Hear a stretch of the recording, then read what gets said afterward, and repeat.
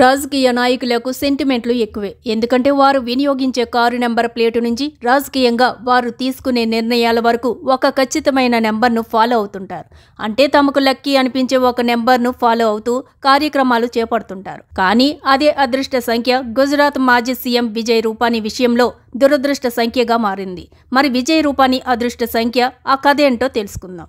గుజరాత్ మాజీ ముఖ్యమంత్రి బీజేపీ నాయకుడు విజయ్ రూపానీ ఎయిర్ ఇండియా విమాన ప్రమాదంలో ప్రాణాలు కోల్పోయిన సంగతి తెలిసిందే. విజయ్ రూపానీ మృతితో గుజరాత్లో భారతీయ జనతా పార్టీలో విషాద ఛాయలు అలుముకున్నాయి. ఆయనతో అనుబంధాన్ని గుజరాతీలు నెమరేసుకుంటున్నారు. గుజరాత్ మాజీ సీఎం విజయ్ రూపానీకి నెంబర్ 12తో విడదీయరాని అనుబంధం ఉందని గుర్తు చేసుకుంటున్నారు.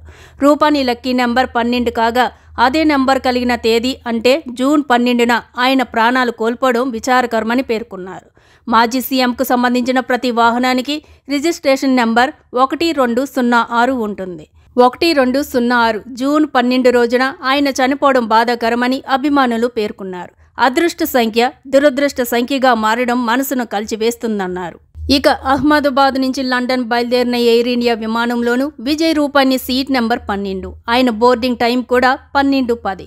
దీన్ని బట్టి చూస్తుంటే ఆయన ఎంతో అదృష్టంగా భావించే నెంబర్ 12 ప్రతి క్షణం ఆయనను అనుసరించింది. కానీ చివరకు అదే నెంబర్ ఆయనను బలి తీసుకుంది.